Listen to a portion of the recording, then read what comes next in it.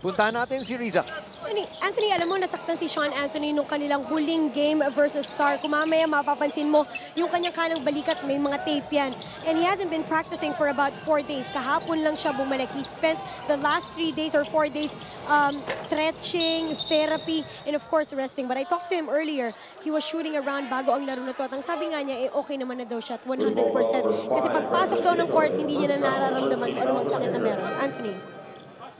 You know, alam mo, Eric, I don't think there's any player here in the PBA right now na walang iniinda. Yes. Mo, no? I mean, you know, you get to this stage with all these nicks and bruises here and there. Ganyan talaga buhay ng atleta di ba? Lalo na at the professional level. And a guy like Sean, I don't think may iniindang yan, sakit kasi and he will never give excuses to any of his injuries. Lalo na when he starts playing here on the court.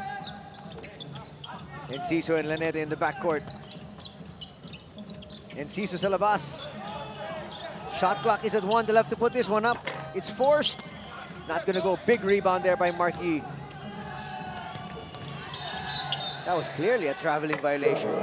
Nakalimutan ni Ramos na kailangan niya ata mag-dribble. Yeah, nagalanganin siya doon kung ano yung gusto niyang gawin. But noticing what Mahindra, although nagka-turnover sila doon, maganda yung pinapakita nila defensively because so far, Nlex couldn't really get a good, decent shot without any challenge of the defenses of Mahindra. Enciso swings it over. Lanete also had a great game the last time out. Thornton from the outside. Bang! Three-point shot brought to you by Oppo, F1 selfie expert. And that shot was challenged right there. Marquis was on top of him, but yet he was able to get a good jumper in. He's got 6 points, both on three-pointers. Ubalde in the game for the first time. Gilchrist swings it out. Ramos gets bumped, makes the shot, will head to the line for a three-point play opportunity. That looked like it was a clear block for, from our angle there. Pero tingnan natin sa replay. This cool play is brought to you by Hitachi. 3 world-class innovations, 1 name in air conditioning. Hitachi. Didn't really look like a foul to me there. It was clear. Mukhang di sumabit naman dun sa likod si Mark Borboran. Well, he went to the line, made the free throw, and he got his 3 points the unconventional way. 30-23. Mahindra pa rin ang nangingibabaw rito. High-low play. Tignan mo to si Marquis. Kukulitin niya yan. And he's battling somebody who's so much bigger, height-wise and size-wise. He's one of those enforcers, di ba? Well, yun nga yung tawag sa kanilang koponan And he is going to actually be the main enforcer of the Mahindra team, lalong-lalo na to guard against the imports. Tignan natin kung kanina mapupunta yung foul dun sa kanilang main enforcer. Dalawa na kaagad ito si Marquis. And like I said, he's not going to conserve those fouls because he really has to play against a top-notch offensive scoring machine in Al Thornton. That's a legitimate NBA player, no question about it. Offensive foul lang itatawag dito. Yes, that's a good call because he extended his leg to create the contact. So that will matatawagan ng offensive foul itong si Garbo Laneta. Tingnan mo yung kanang paa niya as he kicks off. See right there. Iniwasan na siya di ba? And yet siya yung nagdikit ng kanyang kanang paa. So try to bait, na tawagan ng foul. Sinisigurado niya na makakita sana ng contact yung referee. Nakita naman yung contact. That is the second traveling violation right now para kay Ramos. I could sense that there's a lot of hesitation in 2 times that Aldrich, received the basketball. Kanina doon sa kanang bahagi near kung nasa nakatayo or sa bench ng Nlex, ngayon naman dito sa ibabaw. Respetado siya ng Nlex. Kita mo kagad, they close out on Aldrich because they know what he did against San Miguel in Binyan, Laguna. That's also going to be a traveling violation. Thornton was trying to slam that home, but he was called for steps. He shuffled his feet. It was actually a good call. Ay, gusto natin batiin yung kaibigan nating si Al Mendoza watching us right now all the way from Bohol. Enjoying some sun and some beach. Wow. Nakakaingit naman pero tayo naman nag-enjoy naman tayo dito dahil maganda yung laro natin. Mahindra laban sa Nlex. Marquis on the outside. That's where he has the advantage over Asi. Can't get that to drop. Ilang beses na itong si Ramos sa loob. gustong kumuha ng rebound and put back, and finally he gets one through. See, that's a good sign of that's a good attitude of a player. You know, he created 2 turnovers, nagkaroon siya ng masamang ginawa doon, bumawi naman siya, and pinakita niya that he worked hard for that offensive rebound. Araneta gets away inside. This guy's confidence must be sky high at this point. Well, you know, to me, it's not really surprising what Garbo can do, and he was really considered in Gila as a cadet. Pinakita naman niya yung kanyang scoring ability against star hotshots, and all he needed was a breakout game in the PBA. At yun na nga yung nangyari the last time out, and talagang yung confidence ni Boyet sa kanya, napakataas na rin. 34-25, Gilchrist there after that shot from the outside. Gives his squad another 9-point edge. Thornton thinking of that 3. Stops, puts up a 3 and hits. He's got 3 3-pointers in this game. 3-point shot brought to you by Oppo F1 Selfie Expert. Well, he had a nice jab step using his right foot. Nakala ni Gilchrist aatakihin siya, sabay biglang step back for a pull-up jumper. He's 3 out of 4 from 3-point country. And you have to respect that first step because he can also still explode to the basket. Yes. He actually, natatawagan na siya ng traveling, pero we've seen him really explode when he puts the ball on the floor. 8:14 na natitira dito sa ating first half. It's been an exciting one, and the expansion team, Mahindra, showing the way from the get-go. Nlex led once at 3-2, and that was it. There's Thornton, challenging the defense of Jaime. That's smart also dahil kakapasok pa lang dito si Jaime. Yes. Although naglaro na siya kanina, di ba? Pero kakabalik pa lang niya, and Al Thornton really knew what to do. That's experience for you to be able to draw that foul. Well, Chito Jaime actually had a very good outing in the first quarter against Thornton. Nice block there by Gilchrist. On that help defense, here's Ubalde. Bumalik na rin si Dehesa.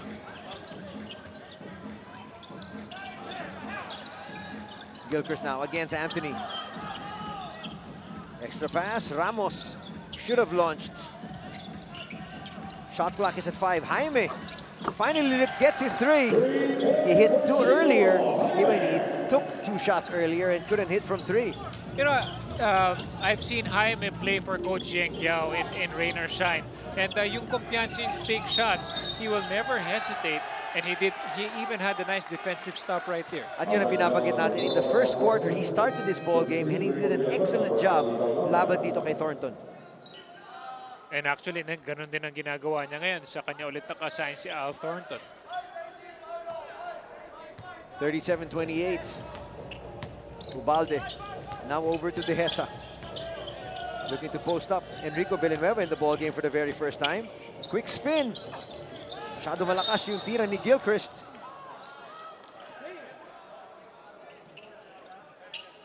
And a foul is going to be called on Ubalde. Coach Boyd is looking for a good matchup here. Laban kay Gilchrist. We're going Al.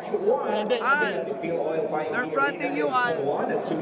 Okay, Al, they're fronting you. Enrico, you're here. At 4 p.m., Wangs Festival versus Video National. And Sean, you're here. And check this out, dealing Enrico, you're here. Via Action TV. Okay, Garbo, you're here. Tuesdays, 8:30 p.m. till 12 midnight. Simon. Tuesday games, Wednesdays, 8:30 p.m. till 12 midnight. They're fronting. Thursday Give it games, Fridays, to Sean. 8:30 p.m. till 12 midnight. Sean. And You want to make sure that everybody is safe.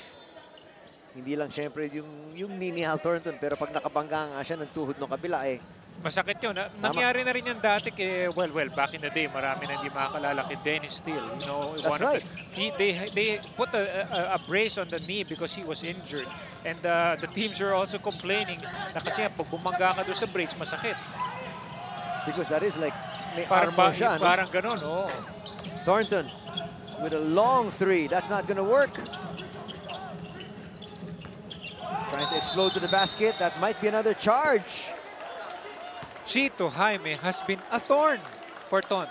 Dalawa na ang nakukuha niyang offensive foul dito kay Al. Siya talaga yung nagiging tinik ni Al Thornton. At yan ang sinasabi natin, you need to be able to learn how to once again play defense the way it was taught to you when you were younger. Play defense with your feet. Well, that was actually clearly explained by the commissioner prior to the start of the league. You have to do away with all the arm bars, the hand checks, and you really want pure defensive, proper way of playing defense, which is moving your feet, staying in front of the man. That was displayed there by Jaime. 37-28 is our tally. 6:17 remaining. Dito ngayon, bola. Babalik na si Alas.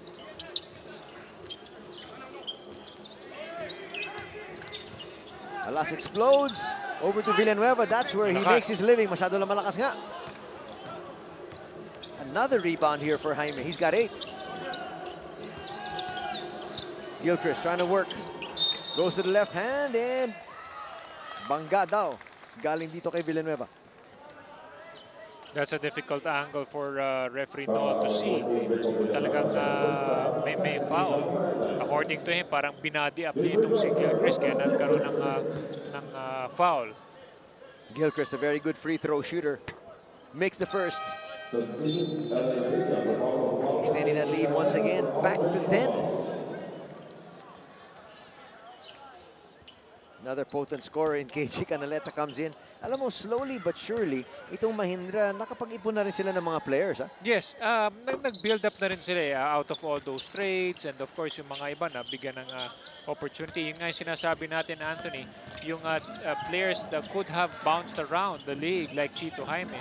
But the reason why they're giving a second chance because alam nila kung paano gamitin at yung kakayahan ng isang player like Chito, kaya nila kinukuha ulit. Oh, dito ka. Kanan. Carl, KG corner, ha? Hindi, sige, dito ka. Carl, dito ka. Oh, side ni Chito. Okay, 1 down. Oh, 1 down. LA and KG, you're on the corner. KG, go. Tingnan mo to, ha? Si Enrico, tao niya.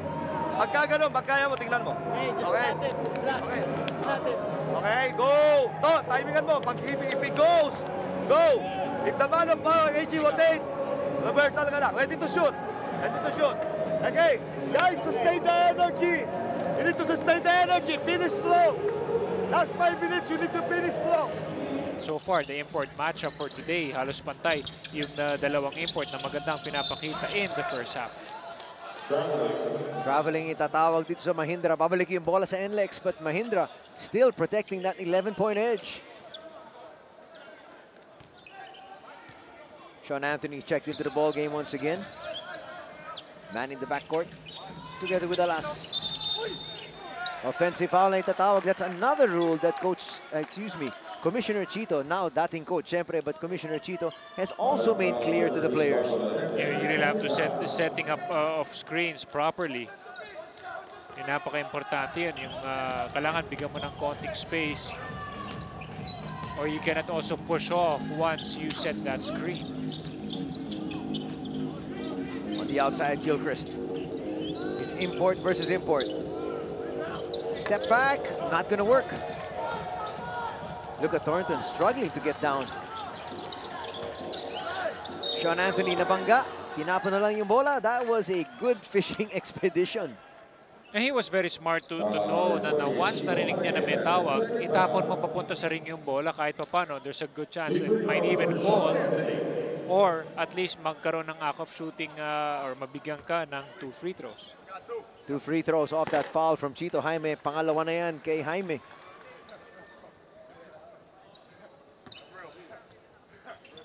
Take a look at this.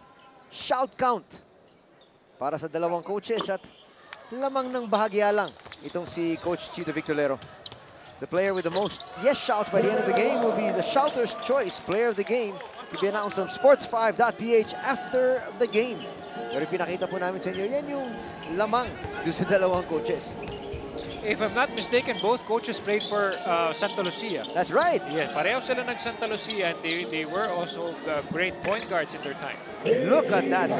KG Canaleta still hurt there after being hit.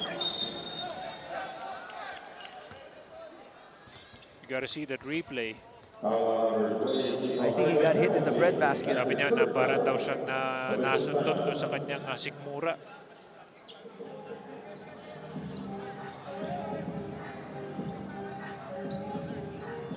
It'll be nice to see that again, but Enrico quickly goes over and apologizes. Para may sinabi. We gotta see kung ano nangyari. But after that nice spin,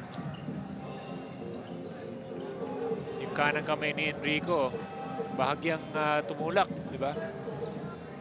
And you know, when you're up in the air like that, talagang mararamdaman mo talaga yun eh. Yung konting tulak o yung konting kamay. Yung dito kasi sa Mesikmura, sundutin mo lang ng bahagyayan ng daliri, masakit na nga, di ba? Kaya lalaki pa naman ng mga players natin. Although, of course, yung kay Enrico, he simply hindi makita kung ano yung kung naka-close fist ba or what. But it seems that he was just like, you know, parang naka-open fist naman. So wala naman tinawag na ng mga referees. But at the same time, kasi ang laki talaga ni Rico. Eh, yun na nga. Ang lapad ni Rico dito kay KG Canaleta because they're just about the same height. Plus yung, kaya nga siya natawag ng Raging Bull. So, para siyang nasuwag ni Enrico, eh, no? Yun nga yung nangyari. Nagtitinginan pa rin yung dalawa ngayon. At yun know, nagtatawanan silang dalawa. Sinasabi ni Enrico, wala naman ako masyadong ginawa. Alam mo, tinapak lang naman kita eh. Kaya nga. Puntahan natin si Riza. Anthony, alam mo si Al Thornton, very vocal siya sa kanyang mga teammates and telling them on what they can actually improve on para magsunod-sunod pa nga yung kanilang pagkapanalo. Napansin kasi nila na on defense, dead last sila dito sa ating conference. They're averaging about 110 points, giving it to the opponents. So if they can improve on that, according to him, baka nga magkasunod-sunod yung mga pagkapanalo pa nila. Sure, he can score, but then again, if they want to string some wins, kailangan mag-improve din sila defensively. Anthony. That's an excellent point. But, you know, the offense will take you up to a certain point of the conference. But, you know, if you want to win championships, how many times have we proven that defense will definitely be the only way to get you to the finals and even win the finals? Katulad na sa NBA, sinasabi nga na puro opensa lang daw ang Golden State Warriors, but they play tough defense as well. Maganda sila dumipensa. Thornton forced the issue there. And he will head to the line for 2 free throws. Kasi he threw that towards the ring. But anyway, nasa penalty naman ng Mahindra. So he's going to take 2 free throws. Again, yung experience ni Al, nagagamit niya rito because na-trap na nga siya ng double team. But nabangga naman siya doon ni KG. Thornton has been getting his points from the line. Maglaro, matuto at manalo sa Moneyball Dribble of the People dahil 3,000 ang mapapanalunan ng ating Moneyball Best Player. Kaya dribblers, makipindot na tuwing halftime. Got halftime coming in just about under 4 minutes of basketball play.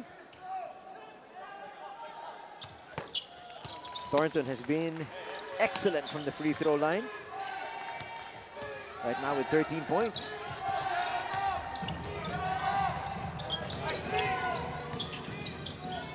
Nice move there by De Hesa. That was Thornton who he froze in his tracks. Ang ganda ng you know, all these players now using those in and out moves, those crossover moves. And how many ankles have they broken because of those great moves? You don't really know where these players are going to go, especially when you're playing defense on them. Sabi ni Al Thornton, don't break my ankles. Masakit na nga yung tuhod ko. Kaya nga. That's not gonna drop. Another rebound here for KG. He's got 5. LA throws it up. That's a great early offense being shown by Mahindra. At atake agad din naman ito. Si LA Revilla on the other side, they're trying to attack his defense. Villanueva check back in, launches that 3, short. Ramos has also been helping out on the boards, both boards in fact. Canaleta, yes! He's a guy who will never, ever hesitate to take a 3-point shot off a transition. Come on, penalty sila, pre. Don't settle for a jump shot. Well, coming off that huddle, narinig mo, sabi nga ni Boyd Fernandez, nasa penalty na ang Mahindra. So let's not settle for jump shots. Yeah, I was looking at the stats. Ang nagiging kakulangan nga ng Nlex in last game against Star, lilima lang yung kanyang assist. Pero ang bumuhay sa Nlex in that game is really their offensive rebounds. Here's the big man on your screens, back in the ball game. They go to Thornton. They swing things around. Anthony challenges inside, and how did he find that space to get it up and in? That is still difficult because he wasn't really wide open and challenged to be able to get that shot off. But Sean Anthony really so persistent in going hard to the basket. De Hesa stops. and misses on that three. Anthony attacks once again, swings it over to the other side as he's there for the board. See, this is one way on how Nlex keeps the game close by really working very hard off those transition attacks. 2:05 remaining dito po sa ating first half. Canaleta all the way outside. Gilchrist left open for that jumper. Can't hit it though. Thornton on the outside. And now Anthony. Traveling itatawag. Sabi din Sean Anthony, may armbar. He was nudged. Pero walang tawag. Nice look there. When Coach Boyd Fernandez, as he shouts out defensive instructions. Revilla waiting for the play to evolve. Shot clock is at 3. He has to go now. Ramos, extra pass, not gonna work. Good defense there. Aldrich wasn't really able to swing that ball right away nung nagdalawa sa kanya yung defenders ng Nlex.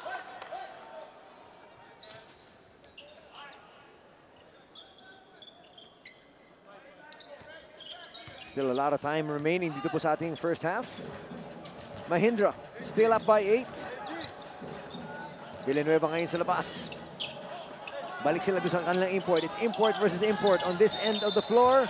And a traveling violation will be called on Thornton. Warning is going to be coming up here on Al. You know, maganda talaga makita yung mga ganun on replay, Anthony, and why, you know, Al Thornton, kasi although he's really complaining and trying to plead his case, but the referee saw it and the referees had good angle to really call that traveling. Finally, Canaleta gets hold of the ball. Kanina pa siya pumipwesto kanina. Laban kay Anthony, they couldn't find him. Gilchrist trying to operate on the outside against Asi. Shot clock is at 4. They put it up.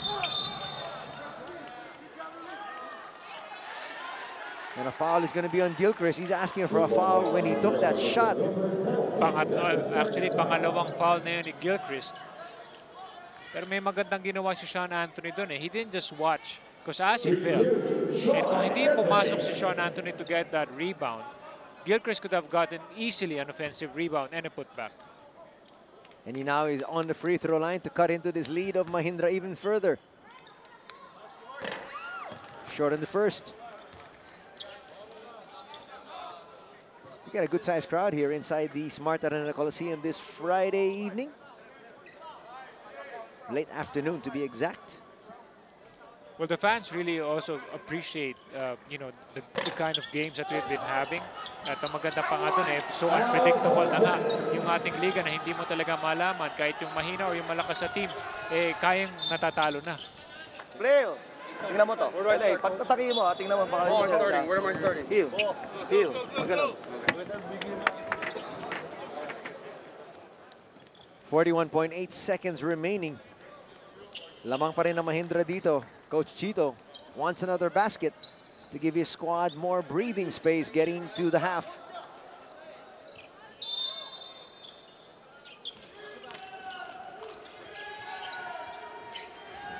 Behesa. Now Canaleta. Now they swing it back to the top. Revilla.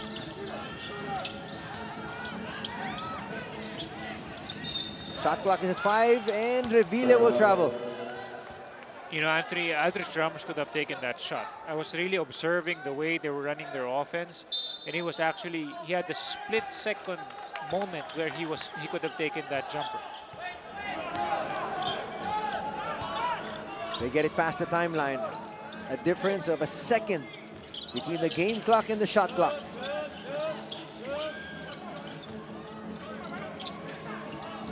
Looks like they're going to try to make their move in the final seconds. It is the final second right now. 1 second in the shot clock. Good choice of ball swing. Sean was about to look at the basket and still had that split-second decision to kick out to Jonas Villanueva for a better open option shot. And the lead of Mahindra, which once stood at 12, has now been cut to just 3. At the end of 2 quarters, 48 para sa Mahindra, 45 para sa Nlex.